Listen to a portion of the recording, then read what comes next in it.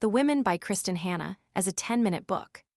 In 1966, Frankie McGrath, residing in the protected enclave of Coronado Island, California, exists within a realm of privilege and naivete. Her sheltered existence takes a sharp turn when Rye, a friend of her brother Finley, introduces the revolutionary idea that women, too, are capable of heroic acts. Inspired by this notion, and grappling with a profound sense of loss following her brother Finley's death in the Vietnam War, Frankie makes a life-altering decision to enlist in the Army Nurse Corps. Her mother vehemently opposes this path, cautioning against the pursuit of heroism and underscoring the potential for devastating consequences. Nevertheless, Frankie, driven by an unwavering sense of purpose, remains resolute in her commitment to serve. Part 1: Vietnam. Frankie's arrival in Vietnam marks her entry into a world starkly contrasting her previous life. She is assigned to the 36th Evacuation Hospital, a facility teeming with the chaos and trauma of war. There, she forges crucial bonds with two fellow nurses, Ethel Flint and Barb Johnson, who quickly become her friends, confidants, and mentors. The hospital, chronically understaffed, demands grueling hours and exposes Frankie to the profound suffering of wounded soldiers. Initially overwhelmed by the sheer scale of human tragedy, she relies on Ethel's guidance to navigate the emotional minefield, learning to compartmentalize and concentrate on providing the best possible care to her patients. Frankie diligently hones her nursing skills, with a particular focus on the neuro ward, where she gains expertise in assessing and managing the complex needs of patients with brain injuries. Captain Smith, a compassionate doctor, recognizes Frankie's potential and provides unwavering support for her professional development. Life at the 36th Evac is a paradoxical blend of unimaginable horror and profound camaraderie. The nurses, working tirelessly under immense pressure, find solace and moments of levity in their shared experiences and mutual support. They seek refuge at the O Club, a gathering place where Frankie observes the soldiers' various coping mechanisms and the fleeting moments of respite they attempt to create amidst the war's grim realities. Despite the ever-present dangers and emotional toll, Frankie discovers a deep sense of purpose in her work, fostering close relationships with her fellow nurses and developing an unshakable bond forged in the crucible of shared trauma. As Frankie's experience grows, she is transferred to the 71st Evacuation Hospital in Pleiku, a location near the Cambodian border that experiences even more intense fighting. Accompanied by Barb, Frankie faces the escalating challenges with newfound resilience, continuing to refine her skills and confront the daily onslaught of casualties with unwavering determination. During her time at the 36th Evac, Frankie becomes romantically involved with Jamie, a skilled surgeon. Their connection deepens as they work side by side, forging a bond amidst the constant exposure to the war's atrocities. However, their relationship is complicated by Jamie's existing marriage, creating internal conflict and emotional turmoil for Frankie. Tragedy strikes when Jamie is mortally wounded, leaving Frankie heartbroken and forcing her to grapple with profound grief. She leans heavily on Ethel and Barb for emotional support, navigating the complexities of loss within the context of war. In the face of escalating conflict, Frankie and Barb seek temporary escape and solace in Saigon, where they experience a brief respite from the war's harsh realities.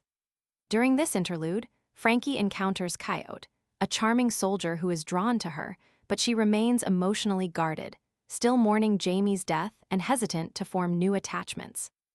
Amidst the chaos and devastation, Frankie and her friends create moments of levity and relaxation. As Ethel prepares to depart Vietnam, she invites Frankie to a memorable celebration at the Seawolves summer camp, where they enjoy a day filled with camaraderie, water skiing, and storytelling around a crackling campfire. As her tour of duty draws to a close, Frankie reflects on her transformative experiences in Vietnam. She recognizes the profound ways in which she has grown as a nurse and as an individual, but also acknowledges the deep scars left by the war's unrelenting trauma. Bidding farewell to Rye, she prepares to return home, forever changed by her time in Southeast Asia. Part 2: Coming Home. Upon her return, Frankie encounters a nation deeply divided by the Vietnam War. She faces hostility, indifference, and a pervasive lack of understanding from civilians who are unable to comprehend the realities of her service. Her parents, emotionally distant and detached, struggle to empathize with her experiences, leaving Frankie feeling isolated and struggling to readjust to the familiar rhythms of civilian life. Barb and Ethel, recognizing Frankie's struggles, visit her, offering unwavering support and encouragement. They help her recognize the need to find renewed purpose and direction in her life. Seeking to reintegrate into society, Frankie takes a nursing position at a local hospital, but quickly becomes disillusioned, feeling disconnected from her patients and encountering prejudice and dismissive attitudes from her colleagues and superiors. Frankie's path takes an unexpected turn when she meets Henry Acevedo, a fellow activist who shares her passion for social justice. They embark on a relationship built on mutual understanding and a shared desire to create meaningful change. Henry encourages Frankie to confront her past trauma and find constructive outlets for her experiences, leading her to become actively involved in the anti-war movement and dedicate herself to supporting fellow Vietnam veterans. Frankie's relationship with Henry deepens, providing her with comfort, connection, and a sense of belonging. However, the ghosts of Vietnam continue to haunt her, and she finds herself unable to fully share her deepest pain and darkest memories with Henry, creating a sense of emotional distance between them. As the prisoners of war, POWs, begin to return home, Frankie becomes passionately involved with the League of Families, an organization dedicated to supporting the POWs and their families during their transition back to civilian life. Through writing letters and advocating for their cause, she discovers a renewed sense of purpose, channeling her energy into helping those who have suffered the unimaginable horrors of captivity. Concurrently, Frankie dedicates herself to caring for her mother, who is recovering from a debilitating stroke, balancing her activism with her familial responsibilities.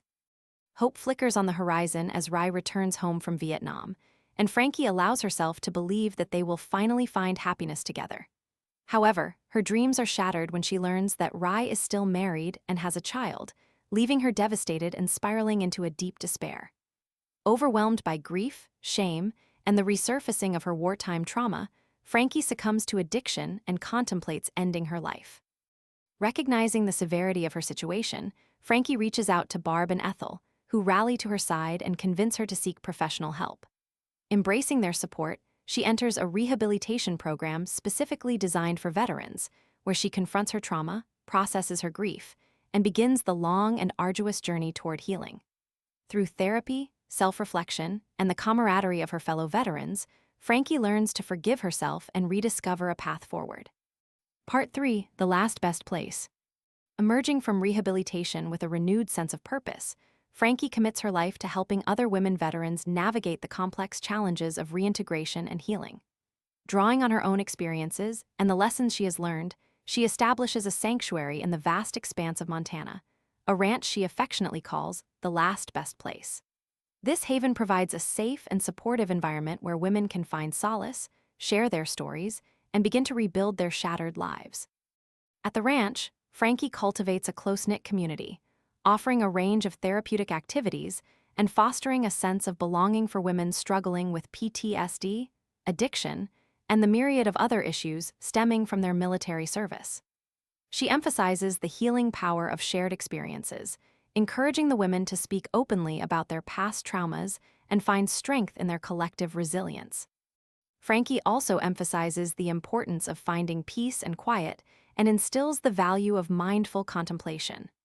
Over time, Frankie reconnects with her family and friends, repairing damaged relationships and finding forgiveness for herself and others. In 1982, Frankie attends the unveiling of the Vietnam Veterans Memorial in Washington, D.C., a deeply moving experience that serves as a powerful reminder of the sacrifices made by so many.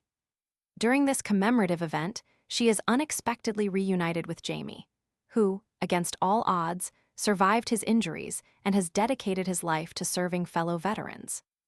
This encounter underscores the full circle Frankie has traveled, finding healing and redemption through her service, her unwavering commitment to others, and her profound understanding of the enduring impact of war.